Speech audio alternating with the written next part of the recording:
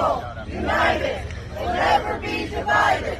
The people united will never be divided. The people united will never be divided. So while I was out this past weekend at a local Pride event, showing my support for that community, swapping stories, hearing and meeting some amazing people, there was another local event that I unfortunately missed that wasn't too far off, that fortunately for us was documented by our friend Bernadette Holzer, who is running for State House District 143, so that's Texas County, Marion County, and the western portion of Phelps County. You can find more information about her and her campaign at holzerformissouri.com. So in these clips that we've pulled together for you, you'll see some of the speakers at the March for Our Lives protests that took place in Rolla, Missouri, and they were beginning at the Phelps County Courthouse. This event was organized by Tara Honora, Randy McCallion, and in this case, our friend behind the camera, Bernadette Holzer. Now, Tara Honora, who is running for Senate, state Senate here in the state of Missouri for District 16, had told the Phelps County Focus, people are dealing with gun violence, not just in distant schools and far-off locations, but right here in Missouri. And it's one thing that makes a thriving community is when people aren't constantly living under the threat of gun violence. We think that when our children are having to learn active shooter drills at school rather than focusing on playing and learning like they should be in preschool and kindergarten, that's traumatizing. It's not thriving. And 100% she's right on the money. Now listen, we're going to hear from the folks who were there and the messages and the stories that they had shared during the event. Jewel Kelly Jr., veteran and founder of a Fighting Chance Foundation. It's a mental health and suicide awareness nonprofit, who's running for U.S. Senate representing Missouri. John Carlin is running for U.S. House District 3 to represent Missouri. Randy McCallion, who is one of the speakers and one of the organizers as well, is also running for the U.S. House to represent Missouri District 8. Sally Brooks, who is running for State House District 118 in Missouri, and John Keeney, who is running for State Senate District 26 in Missouri. Now, these speakers and the stories that they shared and the people who shared their stories with them during this event are not only a testimony of common sense, but also, well, I don't think there's much I can say that's going to match what you're about to hear. I am a military officer. I spent 10 years in the Air Force. I joined right after 9/11. And when I joined, I raised my right hand to defend this country against all enemies, foreign and domestic. My wife and I, Karen Kelly, thank you for coming. We have 3 children. Tragically, in 2018, my bonus daughter, 17 years old, died by suicide.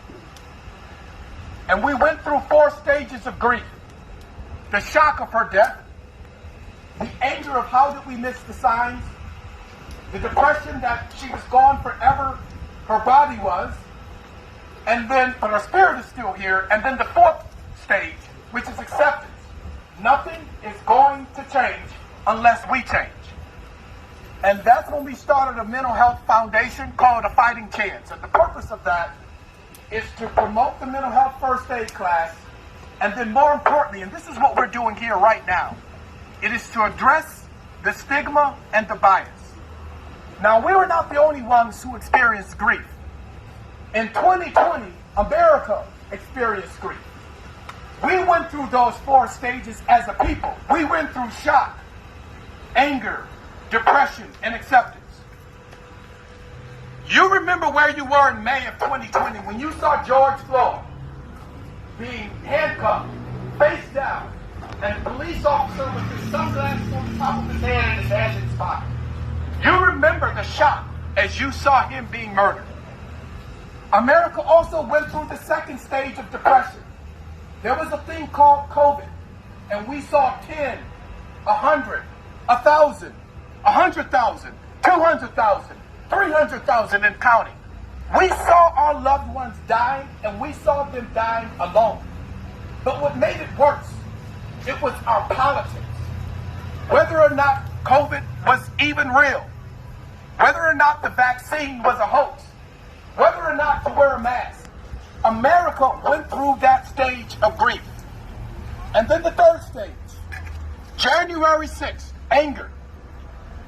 I told you I raised my right hand 20 years ago to defend this country against all enemies, foreign and domestic.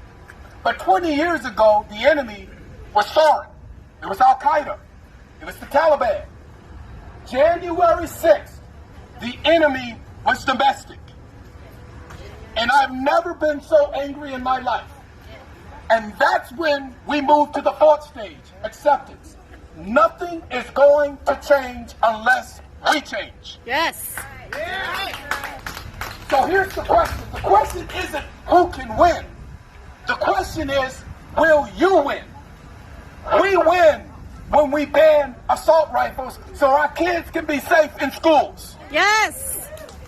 We win when we codify Roe versus Wade so that reproductive justice is available to everyone, not just some. Woo! We win when everybody can have access to health care, including mental health. We win. Yes. We win when everyone is treated equally. It doesn't matter whether you are LGBTQ or not. We win when that happens. Yeah. Don't vote for who you think can win. Vote so that you can win. Yes. We are one country under God. We are one race, the human race. Yes. Justice, security, equality. Have no fear. Our flag is still here. Woo! Let's roll. Thank you very Right. much. Yes. So now at this time, if anyone would like to talk. First, Bill Clinton was going to come knock on your doors and take your guns. Then Barack Obama was going to do it. Then, even though he's senile, Joe Biden was going to go to every house in the country and collect all the guns. Does anybody here want to take everybody's guns? Anybody? No. I don't want to take anybody's guns. I do want to pass common sense laws, and we have to portray them as the radicals. The idea that an 18-year-old can walk around with an AR-15 is a radical idea. The idea that he shouldn't is not. We are not radicals. We are looking for basic safety, freedom to continue living past the age 11, and the ability to live in a society where you walk into a grocery store on a Saturday afternoon and don't particularly worry that you're going to get blown away by a maniac with a machine gun. That, again, is not radical. We need to own that. We need to tag these crazy NRA people, these crazy Republicans that are walking around calling the current proposal, which is very, very weak, for gun regulation, the anti-constitutional gun control bill. There's nothing unconstitutional about it. They're the radicals. We're the ones that want people to live and prosper, and we have to take that message. Thank you. Yes. Sister, until 5 years ago I got to meet her. Just a little bit after we connected, her stepdaughter was killed accidentally. Her boyfriend was the target, and she died as well. She was 17 years old. She had hopes and dreams. She had goals. She had a family that's left now to think about her, to put flowers on her grave on her birthday every year. They just put shot glasses at her grave for all of her friends because she would have just had her 21st birthday. And she didn't get to celebrate that big event here on Earth with us. And it was because someone who shouldn't have had a gun went after someone else, and she was collateral damage. And her family mourns and aches for her. Her younger sister aches for her older sister. Her older brother is brokenhearted that he couldn't protect his little sister. And that's because someone had a gun that shouldn't have a gun. And we can fix that. In Crawford County. And I just wanted to talk about on May the 3rd, 1993, so it was a really long time ago, one of my best friends was murdered by her ex-husband 12 gauge, point blank. At that time in 1993, one woman every day on average was dying from domestic violence. Now it's 3, maybe? It's gone way up. I was just Googling it. It's shocking. And her husband would probably have been red flagged. And I also want to talk about the impact of that murder. She was my friend. She had 2 kids. She had brothers and sisters. She had family. She had a lot of friends. And the ripples from that one violent murder impacted 100. And I think about that in Uvalde, every one of those kids that died, every one of those deaths is devastating. It's devastating our whole country. It's just, we're all survivors. We're all victims of gun violence. So, thank you for listening. I am reading this from the Everytown website.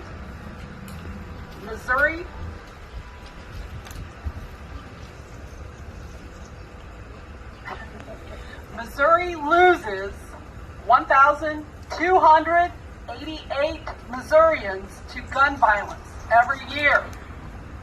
1,288. What a lot of us don't hear about are the survivors. What we didn't hear about or haven't heard about down in Uvalde is the survivors. People that took a bullet but lived. And how that's going to impact their lives, impact their health care. What are they going to be able to do?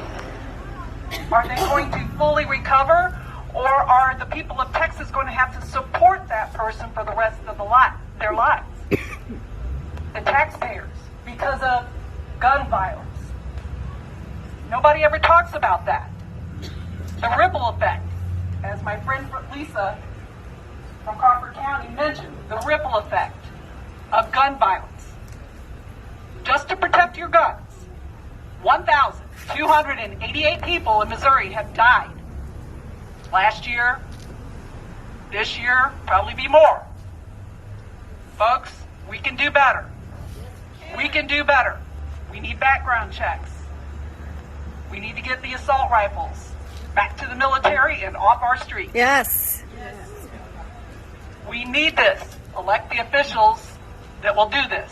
Elect the candidates that will do this for you, who show no fear, as Mr. Kelly says. Thank you. I do have a little something. A lot of folks here are gun owners. A lot of folks around here are gun owners. A lot of folks around here are responsible adults. We're gun owners. None of us, we have candidates who are gun owners. We have supporters to end gun violence that are gun owners. I grew up in a pretty rural area. Bernadette, I think you can comment, pretty rural. We had guns. We've had a family farm for 130 years. Always had guns. You need guns out on the farm or whatever. We're in a rural, what you would perceive as a rural area right now.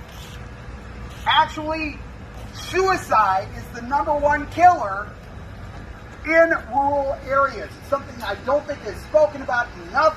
Yes. But when you put a gun in someone's hands and make it available in rural areas, it is more likely they are going to kill themselves than someone else. Amen. Mm-hmm. Amen. Suicide is nearly an epidemic nationwide in rural areas. And there are other ways as well. So if you consider the fact that there are a lot of ways to commit suicide, yet guns are more serious than murder, it's a very serious problem. So consider that, as Jewel had said, supporting mental health awareness, behavioral health awareness, knowing our phone numbers, knowing our suicide prevention hotlines, etc., I think is a key component in areas like this where perhaps a medical facility may be an hour or two away. Another reason why we need to fully fund Medicaid expansion going forward. We've lost healthcare facilities in rural areas. If you live out here, though, a sheriff may take an hour to get to your house if you have a crisis. I understand why people may need a gun. But let's figure out a way to put those guns in responsible owners' hands so that the right people, it's used the right way, and we're not harming innocent children or adults or a family member. I want to bring this up real quick. This is an open seat, Senate District 26.